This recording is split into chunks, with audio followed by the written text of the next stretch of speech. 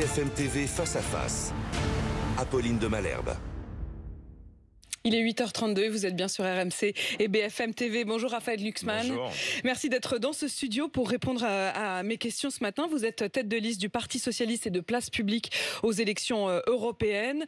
Les dernières intentions de vote, les derniers sondages vous montrent montant, peut-être même un jour croisant la courbe descendante de la candidate d'Emmanuel Macron. Vous êtes aux alentours de 13% d'intention de vote. On va y revenir bien sûr, mais je voudrais d'abord qu'on commence par le discours du président de la République, Emmanuel Macron, hier à la Sorbonne. Discours sur l'Europe. Il vous a plu ce discours ?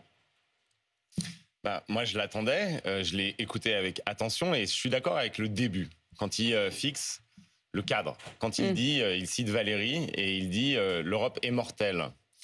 Oui, l'Europe est mortelle. Mais alors, si l'Europe est mortelle, derrière, on doit avoir un discours qui n'est pas à ce niveau-là. Il y a 1h50 de discours. Non, mais il y a 1h50 de discours. 1h48 précisément. Bon, alors je vous laisse 1h48. Mais on a compté tant il était long. Sur un discours aussi long, qu'est-ce qui reste ensuite ? C'est quoi les mesures qui sont annoncées ?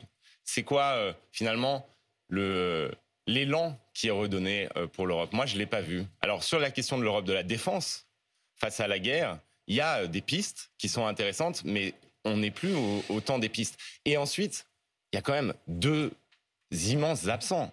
Lesquels ? Il y a d'abord la question de la solidarité sociale, 1h50 de discours, rien sur la pauvreté, rien sur la misère, rien sur la solidarité qui est nécessaire dans les sociétés européennes, justement pour préserver nos démocraties, pour préserver nos institutions. Là-dessus, rien. Et ça, c'est pas une surprise après cette année de gouvernement Emmanuel Macron. Mais, deuxièmement, l'écologie.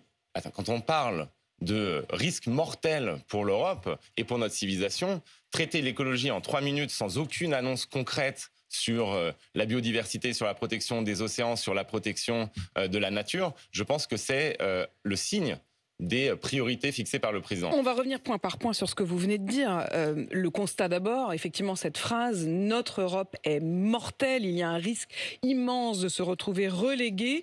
C'est la mise en garde très dramatique d'Emmanuel Macron. Et là-dessus, c'est aussi ce que vous dites. Vous dites à longueur de... là-dessus. Vous dites que l'Europe est en danger. Vous me connaissez, je ne suis pas pavlovien. Quand le président de la République dit quelque chose qui est juste, je le dis. Il a raison. Nous sommes face à un danger. Je me suis même dit qu'en écoutant Emmanuel Macron, vous deviez être embêté de vous sentir d'accord.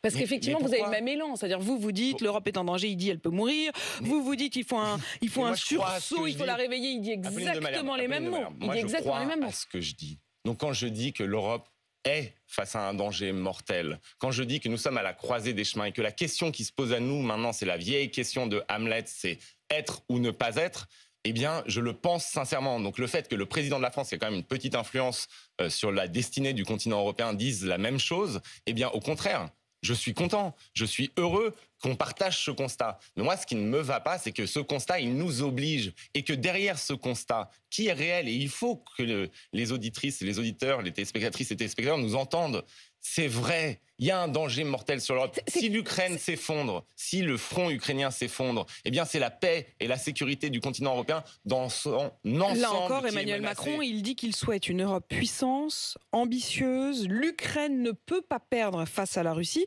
Et d'ailleurs, à propos de l'aide à l'Ukraine, il dit qu'il n'y a pas de limite. Il dit, si nous disons que l'Europe est la condition de notre sécurité, que se joue en Ukraine davantage que la seule souveraineté territoriale de ce pays, mais la sécurité de nous, Européens, alors avons-nous des limites ? Non. Mais vous auriez pu prononcer cette phrase. Dans ce cas-là, au lieu de faire des grandes phrases, et c'est la réaction de tous les Européens que j'ai rencontrés, au lieu de faire des grandes phrases, que la France agisse. Vous savez, après 2 ans de guerre, plus de 2 ans de guerre, nous ne sommes pas capables de livrer sur le front ukrainien plus de 5000 obus par mois.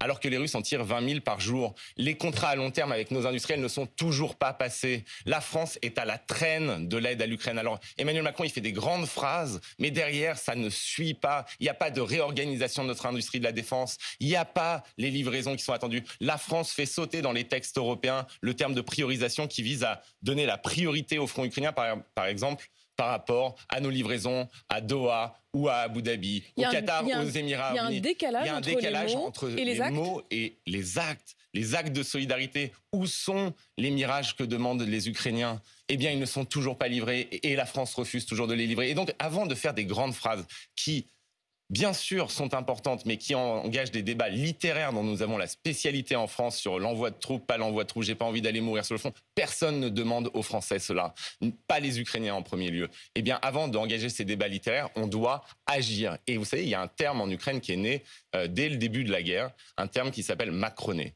Macroner. Les Ukrainiens, ils disent macroner pour faire des grandes phrases. Et ensuite agir. C'était même à la une de certains journaux ukrainiens, macroner, c'était devenu mais c'est devenu un terme en Europe, macroner. Et il faut comprendre ça. Moi, mes collègues européens, y compris dans le groupe de gauche social-démocrate au Parlement européen, en 2019, quand je suis arrivé, eh bien, c'était très compliqué de leur expliquer pourquoi nous, on jugeait l'action d'Emmanuel Macron critiquable, pourquoi on était dans l'opposition, parce qu'il avait cette image comme ça de réformateur européen. Et que c'était, finalement... Il y a eu une sorte d'engouement en Europe pour lui au début, suite notamment au discours de la Sorbonne. Le premier discours, la Sorbonne 1. Oui, la Sorbonne 1, quand il n'y avait pas encore de bilan et qu'il a exposé sa vision de l'Europe. Et moi-même, à l'époque, j'avais dit que j'avais trouvé ce discours bon. Eh bien, aujourd'hui, vous prenez les mêmes députés européens et ils ont été déçus au-delà de tout. Et son discours d'hier, ils ne l'ont même pas écouté parce qu'en fait, il y a ce terme macroné qui s'est institué dans les institutions européennes. Raphaël Glucksmann, si on en vient concrètement à cette Europe de la défense à laquelle il appelle, mais vous aussi, vous appelez à cette Europe, à une révolution sécuritaire, comme vous dites, à l'idée d'une Europe de la défense et de la sécurité. Concrètement, est-ce que ça veut dire mettre en commun, par exemple, vous parlez de cette histoire d'obus que l'on ne livrerait pas suffisamment, d'économie de guerre qu'il faudrait déclencher, mettre en place. Est-ce que tout cela, vous appelez à ce que ce soit dépassé et que ce ne soit plus au niveau national, mais au niveau européen? Jusqu'où est-ce qu'on va dans une forme de fédéralisation de cette Europe de la défense? C'est d'abord mettre en commun nos capacités de production. Vous savez, face à la pandémie, eh bien, l'Europe a fait deux choses qui étaient des pas en avant extraordinaires face à un virus. D'abord, un emprunt commun, une mutualisation des dettes. Et vous appelez d'ailleurs à un emprunt commun pour cette Europe de la défense. Un emprunt commun pour l'Europe de la défense. 100 milliards pour investir dans le réarmement de nos nations, pour nous protéger, pour être capable d'assurer nous-mêmes notre sécurité. Et ensuite, la Commission européenne s'était transformée en centrale d'achat et de commande de vaccins. Et c'est pour ça qu'on a eu des vaccins. C'est grâce à cela. C'est parce qu'on a été capable de le faire à l'échelle européenne. Donc on devrait commander... Eh bien, la Commission doit centraliser les commandes d'armement et organiser les livraisons d'armes vers l'Ukraine, parce que c'est que comme ça, à l'échelle européenne, qu'on aura les fonds nécessaires, la vision nécessaire, le cap nécessaire pour réorganiser nos organes de production. Et c'est vital. Encore une fois, j'aimerais que les gens comprennent. Le 5 novembre 2024, on a des élections aux États-Unis d'Amérique. Et Donald Trump peut être président des États-Unis. Eh bien, si Donald Trump est président des États-Unis, nous serons seuls en Europe, seuls face à la guerre, seuls face à Poutine. Est-ce qu'en l'état actuel des choses, nous sommes capables d'assumer cela en Europe? Non. Donc on a très peu de temps pour s'organiser. C'est une urgence absolue et vitale. Un bouclier antimissile européen, vous êtes pour? Ça fait partie des pistes de réflexion, mais ça, c'est du long terme. Si je peux me permettre. Mais est-ce que vous seriez pour engager Moi, je suis pour tout. Cette planification tout ce qui est utile à la sécurité des Européennes et des Européens. Et je ne ferai jamais de la politique pavlovienne avec la sécurité des Européennes et des Européens. Donc, c'est une piste de réflexion. Mais avant cela, le premier bouclier des Européens, c'est la résistance ukrainienne. Le premier bouclier des Européens, aujourd'hui, il est en train de se faire enfoncer. Pas parce que les Ukrainiens manquent de courage, ils nous ont montré à quel point ils étaient courageux, mais parce que nous en Europe, nous en Occident, nous ne livrons pas ce que nous promettons de livrer. Jusqu'où on va, Raphaël Glucksmann, dans la mutualisation des capacités et des prises de décision? Est-ce qu'il faut que la France garde la bombe atomique? Oui, il faut que la France garde sa capacité de dissuasion nucléaire. Par contre, et donc sa capacité à décider de la manière dont elle utilise la bombe atomique. Par contre, ce qui est certain, c'est qu'il faut réviser notre doctrine d'utilisation et considérer que l'Union européenne est l'intérêt vital de la France. Et donc, c'est-à-dire que ce ne serait pas que pour protéger la France, mais pour protéger l'ensemble du territoire européen. C'est déjà la réflexion qui est engagée. Sur la question du siège de la France au Conseil de sécurité de l'ONU, est-ce que vous estimez que la France garde pour elle seule ce siège ou est-ce qu'il faut qu'on le partage? Pour l'instant, en tout cas sans réforme profonde des institutions européennes, il faut que la France garde son siège. Parce qu'aujourd'hui, nous avons des institutions européennes qui conduisent à l'apathie. Et c'est pour ça qu'il faut les changer. Et c'était d'ailleurs très peu présent dans le discours d'Emmanuel Macron. Il faut changer les institutions européennes. Parce qu'aujourd'hui, vous avez un Viktor Orban qui peut tout bloquer. Et donc quoi, à l'ONU, qu'est-ce qui se passerait? Est-ce que ça veut dire que vous êtes favorable à ce que les décisions soient prises davantage à la majorité qu'à l'unanimité. Je suis favorable à ce que les décisions soient prises davantage à la majorité qu'à l'unanimité, pour ne plus être l'otage de un ou deux vétos. Enfin, demain, c'est on vrai sera sur les peut-être en questions de minorité. défense. C'est vrai Ce que je veux dire, c'est que évidemment, aujourd'hui, vous prenez l'exemple de Viktor Orban, mais si c'est l'inverse, si l'ensemble de l'Europe est dans une idéologie qui n'est pas la nôtre... Et à un moment, il faudra qu'on choisisse. Est-ce qu'on veut faire l'Europe ou pas? Est-ce que la France veut rester la France? Si la France veut rester la France, eh bien, elle veut avoir voix au chapitre dans l'histoire mondiale. Vous l'avez vu, il y a ce projet de réforme des traités. Et c'est la seule manière de faire, c'est de rendre l'Europe efficace. Si on veut construire l'Europe puissance, si on veut construire une Europe cohérente, eh bien, il faut changer les institutions. Et je vais vous dire, c'est pas que sur les questions de défense, sur les questions fiscales. Quand vous avez un Starbucks et un PMU qui, au coin de la même rue, ne payent pas les mêmes impôts, parce que Starbucks paye ses impôts aux Pays-Bas, eh bien, il faut l'Europe fiscale. Mais le problème qu'on a, c'est que est-ce que vous n'avez pas peur ces que tout ça décisions à se soit sur le l'unanimité font moins que les 10 ans paradis plutôt que fiscaux... sur le plus 10 ans? Mais non, justement, c'est les paradis fiscaux qui aujourd'hui bloquent la majorité des pays européens qui voudraient avoir la justice fiscale et la cohérence fiscale en Europe. Ce projet de réforme des traités qui généraliserait davantage les règles de majorité, c'est une forme de fédéralisation. C'est ce que dénoncent un certain nombre de personnalités issues de la gauche, Arnaud Montebourg, Marcel Gauchet, Pierre-André Taguieff, qui appellent à un sursaut sur ces questions-là et à refuser précisément les règles que vous-même vous appelez. J'ai lu ce texte. C'est un débat extrêmement profond. Et d'ailleurs, c'est un appel qu'ils ont lancé dans le Figaro il y a 2 jours. Qui divise la gauche et qui divise la droite. Et qui divise la gauche depuis extrêmement longtemps. Mais moi, je suis convaincu que si nous voulons récupérer la main face aux multinationales, si nous voulons mener à bien la lutte contre le réchauffement climatique, si nous voulons pouvoir contrôler notre destin, eh bien, nous avons besoin de déléguer de la souveraineté à l'échelle européenne. Parce que c'est à l'échelle européenne qu'on pourra prendre les décisions qui nous permettront de reprendre le contrôle sur le cours des choses. Raphaël Glucksmann, vous avez peut-être vu ces images de Sciences Po. Je crois que vous avez vous-même été diplômé de Sciences Po Paris, qui est donc cette école assez emblématique au cœur de la capitale, avec un des campus qui avait été occupé puis évacué par des forces de l'ordre. D'autres étudiants sont revenus. Ce sont des étudiants pro-palestiniens qui occupent une partie du campus. La direction a précisé la raison pour laquelle ils avaient évacué ces étudiants. Je les cite. L'amphithéâtre extérieur du campus a été occupé par une 60aine d'étudiants militants en faveur de la cause palestinienne, contribuant à un fort climat de tension pour les étudiants, les enseignants et les salariés de l'école. La direction avait donc pris la décision d'évacuer ces étudiants qui sont donc visiblement pour une partie revenus. Comment vous réagissez à ça?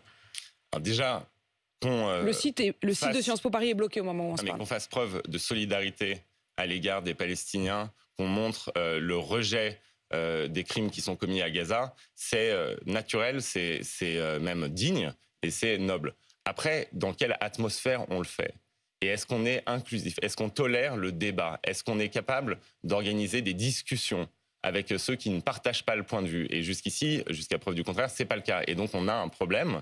Et la direction de Sciences Po a le droit de décider d'évacuer. Vous comprenez que la direction de Sciences Po dise on décide d'évacuer. Ce que je veux dire, c'est que franchement...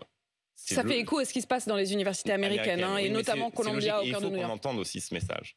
C'est-à-dire qu'il y a un gouvernement en Israël qui est en train de raser la bande de Gaza.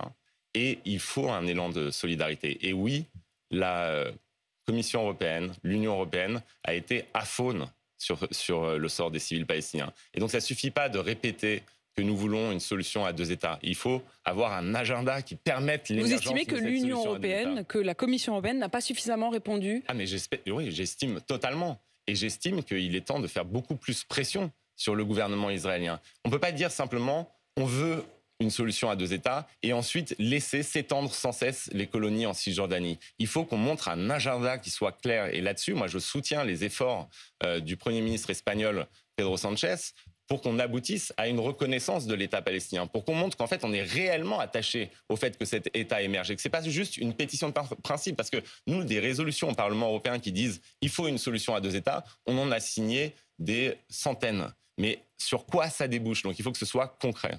Raphaël Glucksmann, il y a de nombreux points sur lesquels je voudrais encore vous entendre, et notamment la question des finances publiques. C'est les agences de notation qui vont rendre leur copie ce soir.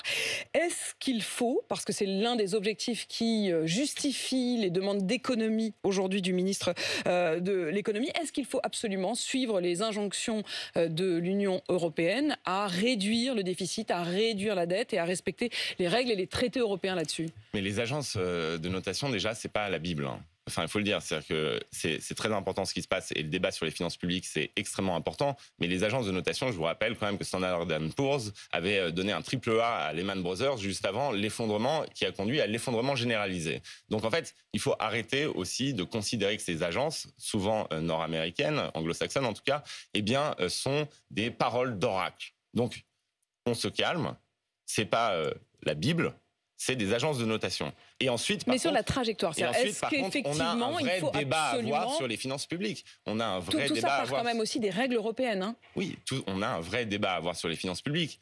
Et la première question, c'est pourquoi, quand on est face au déficit, quand on est face à la dette, pourquoi est-ce qu'on va d'abord, au gouvernement, taper les droits des chômeurs? Pourquoi est-ce qu'on va d'abord taper la prime Rénov? Pourquoi est-ce qu'on va d'abord s'attaquer à des dépenses qui ont une effectivité sociale immense? Donc des économies, oui, mais c'est pas celle-là que vous feriez. Mais pourquoi on ne se pose pas la question des recettes? Pourquoi on ne se pose pas la question du fait qu'il y a aujourd'hui des milliardaires qui payent un taux d'imposition qui est plus faible que celui des classes moyennes par rapport à leur fortune? Pourquoi on ne se pose pas la question de la taxation des super profits? Pourquoi on ne se pose pas la question des recettes là où l'argent existe? Moi, je suis d'accord, il n'y a pas d'argent magique, mais il y a de l'argent qui existe. Il y a des records de dividendes qui sont versés chaque année. Vous iriez chercher, par exemple, dans les dividendes, vous iriez chercher dans les super profits? Les dividendes sont moins taxés en Europe que le travail. Et c'est vraiment le monde à l'envers. Et donc, nous, ce qu'on veut, c'est taxer les dividendes plus que le travail. Capital, hein. Oui, les dividendes plus que le travail. Et ce qu'on veut aussi, et on a lancé une grande initiative citoyenne européenne à cette fin, c'est que les multimillionnaires et les milliardaires en Europe soient taxés à la hauteur de leur patrimoine pour contribuer à la solidarité et pour contribuer justement à faire face à ce mur du déficit et de la dette. Donc moi, je trouve que le gouvernement a une attitude profondément dogmatique, idéologique. Ils ont dit, dès le début, on ne touchera pas aux plus riches. On n'y touchera pas, y compris aux multinationales. On n'y touchera pas. Et donc, du coup, on cherche des réductions de dépenses qui vont affecter qui? Bien ceux qui sont déjà les plus faibles dans notre société. Et c'est une divergence fondamentale. Vous me posiez la question de, alors vous avez aimé le discours d'Emmanuel Macron? Moi, je vais vous répondre non, pour une raison très simple. C'est que pas un mot dans son discours et pas un geste dans ses actions ne touche les gens qui sont aujourd'hui les victimes dans notre société, ne touche les gens qui sont les victimes de l'injustice et des inégalités. Et l'initiative qu'on porte à l'échelle européenne, c'est pas contre les riches. D'ailleurs, il y a des milliardaires et des millionnaires qui ont signé notre initiative pour un impôt sur les plus hauts patrimoines à l'échelle européenne. C'est une initiative contre l'injustice. Et il y a des gens qui sont extrêmement riches qui veulent contribuer à la solidarité. Et donc le gouvernement a une attitude là qui est dogmatique. Raphaël Glucksmann, la GPA, louer le corps d'une femme pour qu'elle soit mère porteuse, est-ce que vous estimez, vous, que c'est l'ultime étape d'un libéralisme économique, ou est-ce que vous estimez au contraire que c'est un progrès social et sociétal? Le Parlement européen a dû se pencher aussi sur cette question. Plusieurs fois, et d'ailleurs à chaque fois c'est une question qui est vertigineuse et qui divise l'ensemble des groupes et l'ensemble des délégations. Et qui traverse la gauche, la droite. La droite, exactement. Et il y a des sujets comme ça qui sont tellement intimes qu'en fait ils divisent les familles politiques et que c'est plus en fonction de couleurs dogmatiques. Donc moi je vais vous dire ma position. Vous en pensez quoi? Moi je pense que la GPA, quand elle n'est pas commerciale, je suis pour. La GPA commerciale, je suis contre. Voilà, donc c'est dire que... Comment vous distinguez, comment vous arrivez à savoir... Quand il n'y a pas rémunération, quand il n'y a pas d'échange mercantile. Oui, quand il n'y a pas d'échange mercantile, quand ça ne rentre pas dans les logiques du marché. Moi, je ne veux pas... Payer une femme pour louer son ventre, non. Je ne veux pas d'institution, d'un système où en fait on a les plus riches qui bénéficient dans des contrats du corps des plus pauvres. Et voilà, ça je n'en veux pas. Par contre, le fait qu'il y ait une transaction qui soit non financière, qui soit une aide apportée, eh bien là-dessus je ne comprendrais pas qu'on l'interdise. Donc à la question d'associer la GPA à la traite d'êtres humains, puisque c'était l'une des premières étapes d'une résolution votée, vous diriez quoi? Là-dessus, je sais vous parler de ce que M. Bellamy a proposé. Au Parlement européen. Eh bien, non. C'est pas associer la GPA, il faut être précis, c'est pas associer la GPA à la traite. Allez-y, dites-nous exactement de quoi il s'agit. Voilà, ce qu'il s'agit, c'est de condamner les GPA qui peuvent être associés à la traite, dans le cadre de la traite des êtres humains. Donc évidemment, on est tous, je pense que vous aussi, tout le monde est contre la GPA quand elle est dans le cadre d'une traite d'êtres humains et d'un système qui oblige la personne. Mais c'est pas une condamnation de toute forme de GPA comme étant une traite d'être humain. Il faut être précis. Vous pensez faire autant qu'Yannick Jadot en 2019 ? Alors, je me suis promis une chose, et même vous, malgré votre talent et votre puissance, vous n'allez pas me faire dévier de ma ligne. Je ne parlerai pas de score, je ne fixerai pas d'objectifs chiffrés. Alors moi, je vais en parler parce que le candidat écolo aux européennes de 2019, c'était le troisième homme. Il avait fait 13,5%. Les sondages aujourd'hui vous créditent à peu près du même score, entre 13 et 14%. Est-ce que au-delà du score, c'est pas aussi cette question de cet électorat de gauche qui s'était porté sur Yannick Jadot comme étant l'homme de gauche acceptable d'une gauche qui ne veut pas voter LFI ? Moi, ce que je vois, c'est que dans nos meetings, dans nos rassemblements, il y a plus en plus de monde et que les gens ont l'air heureux et qu'ils ont la flamme dans les yeux et qu'ils semblent enfin redevenus en accord avec eux-mêmes. C'est ça que je note, moi, encore plus que les sondages. Ce que je vois, c'est qu'en fait, il y a un sentiment comme ça de respirer à nouveau. Pour les gens qui sont fondamentalement attachés à la solidarité sociale, à la transformation écologique, au cadre européen, au projet européen et à la démocratie, il y avait l'impression de devoir se scinder à chaque élection. Et là, moi, l'offre qu'on propose, elle est simple. On vous dit, mais vous n'êtes pas obligé de vous scinder quand vous vous rendez dans l'isoloir. Vous pouvez voter en accord avec vous-même. Vous pouvez voter avec le sourire. Et ça crée une forme d'enthousiasme. Et moi, j'ai un message, c'est la gauche de Robert Badinter, de Jacques Delors, humaniste, attachée à la construction européenne, elle n'est pas morte, elle est en train de revivre et on la voit partout. Il y a des millions de Françaises et de Français qui aspirent à ça et qui veulent respirer et qui veulent s'investir. Et on l'a bien compris, vous êtes donc tête de liste du Parti socialiste et de Place publique aux élections européennes. Merci Raphaël Glucksmann Merci à vous d'avoir répondu à mes questions. 8h53 sur RMC BFM TV.